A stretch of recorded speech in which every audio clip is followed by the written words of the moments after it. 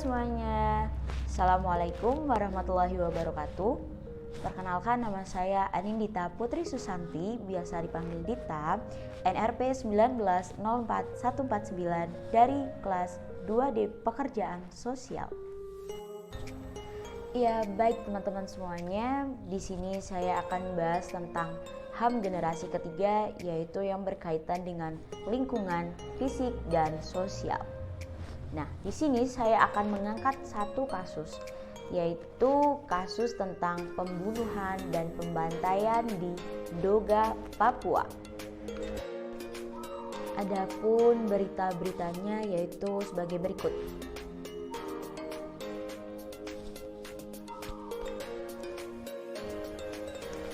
Baik, insiden ini terjadi di Kabupaten Doga, Papua, hari Minggu tanggal 2 Desember 2018. Baik, lalu siapa saja para korban dan siapa saja pelakunya? Mari kita kupas satu-satu. Menurut aparat TNI dan Polri, para pelaku dalam kasus tersebut yaitu kelompok dari Egyanus Kogoya yang merupakan sempalan dari kelompok Keli Kwali Komandan Operasi Sayap Militer Papua Merdeka atau yang kita kenal sebagai OPM.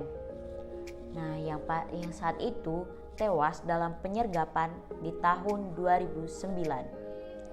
Sekitar ada 50 orang dengan 20 orang mempunyai senjata api dan dibantu oleh kurang lebih 200 orang warga sipil. Mereka melakukan aksi tersebut. Sekitar 50 orang dengan 20 orang mempunyai senjata api dan dibantu kurang lebih dari 200 warga sipil. Mereka melancarkan aksi tersebut. Hingga saat ini tidak diketahui keberadaannya di mana dan kondisinya seperti apa.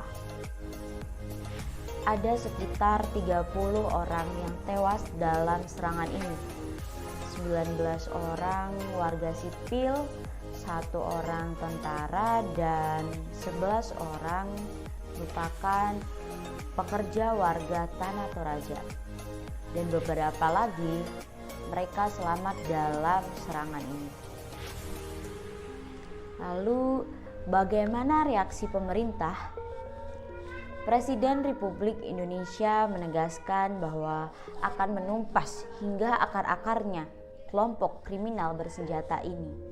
Dan beliau juga menegaskan bahwa kami tidak akan pernah takut akan serangan-serangan ini. Hal ini terlihat dalam pemerintah mengirimkan ratusan aparat TNI dan Polri untuk terjun langsung ke dalam lokasi tersebut. Dan mereka menegaskan bahwa para pelaku akan terus dicari dan diburu hidup maupun mati. Mengapa hal ini bisa terjadi? Sebagian masyarakat Papua tidak setuju dengan adanya pembangunan dari pemerintah mengenai infrastruktur yang ada di sana. Mereka berpikir bahwa kami ini sebenarnya tidak membutuhkan pembangunan, kami ini membutuhkan kehidupan. Karena apabila dibangun, tanah mereka sedikit demi sedikit akan hilang. Orang-orang banyak yang mati dan lain-lain. Jadi menurut mereka pemekaran ini itu tidak perlu. Karena tanah mereka akan terampas dan mereka akan kehilangan segalanya.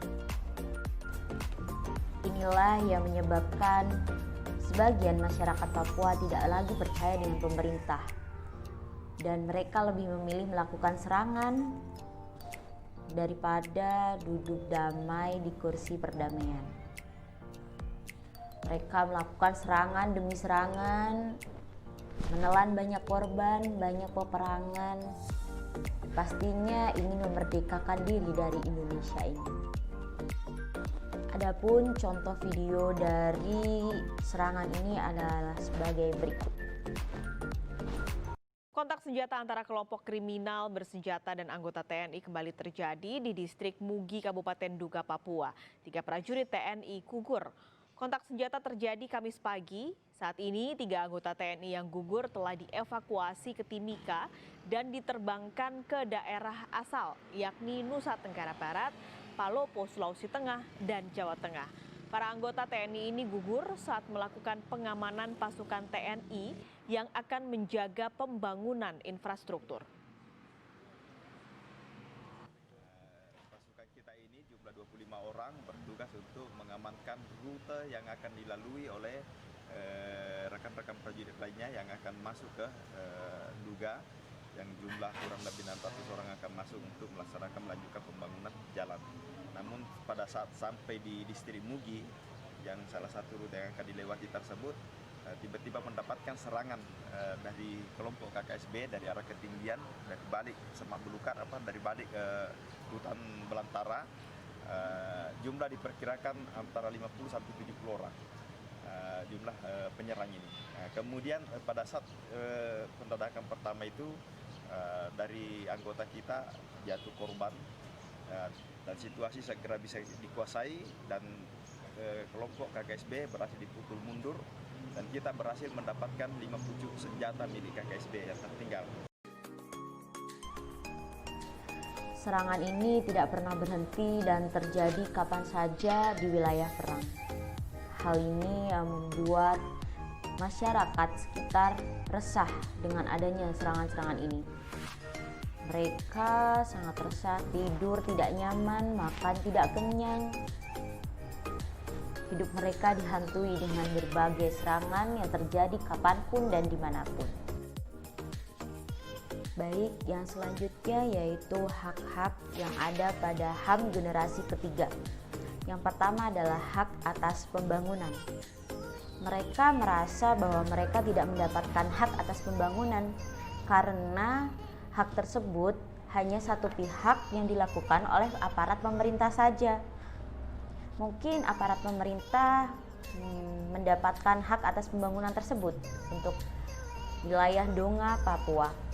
Tapi masyarakat Doga, Papua tidak mendapatkan hak atas pembangunan tersebut karena mereka berpikir tanah mereka itu sangat berharga dan tidak sepantasnya untuk urusan pemerintah, pembangunan infrastruktur dan pemekaran yang sedang dilakukan oleh pemerintah tersebut. Kemudian yang kedua adalah hak atas perdamaian. Sebagian masyarakat Papua juga tidak mendapatkan hak atas perdamaian karena banyaknya serangan-serangan yang terjadi oleh gerakan-gerakan OPM yang itu tuh dapat terjadi kapan saja, di mana saja, dan dalam situasi seperti apa gitu. Kemudian yang ketiga yaitu tentang hak atas sumber daya alam sendiri. Mereka menganggap bahwa itu merupakan sumber daya alam mereka dan mereka harusnya mempunyai hak untuk mengelola sumber daya alam mereka dong. Tidak dikuasai pemerintah untuk kepentingan mereka seperti pembangunan infrastruktur tadi. Yang keempat adalah hak atas lingkungan hidup yang baik. Mereka menginginkan lingkungan hidup yang baik. Tetapi dengan adanya pembangunan infrastruktur ini, mereka pikir ini merupakan sepihak dari pemerintah saja, itu membuat mereka hidupnya jauh dari kata damai, aman, dan sejahtera. Dan yang kelima adalah hak atas warisan budaya sendiri. Mereka berpikir bahwa mereka tidak mendapatkan hak tersebut karena bagi mereka tanah leluhur mereka itu merupakan warisan budaya mereka. Dan saat ini digunakan pemerintah untuk pengembangan infrastruktur untuk program pemekaran yang berada di Papua. Sehingga mereka berpikir bahwa itu tanah leluhur kita, itu warisan budaya kita. Kita juga berhak atas hal tersebut. Sehingga mereka menginginkan bahwa hal ini itu tidak perlu, pemekaran ini tidak perlu. Karena menurut mereka ketika tanah mereka dipakai untuk pengembangan infrastruktur dan lain-lain, itu tanah mereka akan terampas, banyak orang yang mati, dan kehidupan mereka jauh lebih buruk daripada yang mereka bayangkan. Baik, selanjutnya yaitu prinsip dan peran dalam kode etik pekerjaan sosial. Yang pertama adalah pelayanan atau service. Dalam hal ini, Peksos membantu orang lain yang membutuhkan dan mengatasi masalah-masalah yang sedang ada dalam dirinya, dan itu di atas kepentingan pribadi Peksos tersebut. Contohnya dengan mendorong dan memotivasi orang-orang tersebut agar mendapatkan atau mengembalikan keberfungsian sosial mereka. Misalnya, ketika mereka merasa galau dan mereka merasa sedih karena banyaknya serangan yang muncul secara tiba-tiba, seorang Peksos harus bisa memotivasi para klien tersebut agar mereka tetap bisa bangkit, tetap bisa bahagia dalam menjalani hidup sehari-harinya. Dan terus memotivasinya bahwa kita semua harus bisa bangkit dari keterpurukan ini. Kita bisa maju, kita bisa bangkit. Kita tidak lemah, kita kuat. Yang kedua adalah keadilan sosial atau social justice. Dalam hal ini, Peksos melawan bentuk-bentuk ketidakadilan yang terjadi dan mengupayakan perubahan-perubahan sosial untuk kedepannya. Dengan cara melakukan pendekatan manusiawi antara masyarakat Papua, aparat dari TNI Polri, kemudian dengan aparat pemerintah juga.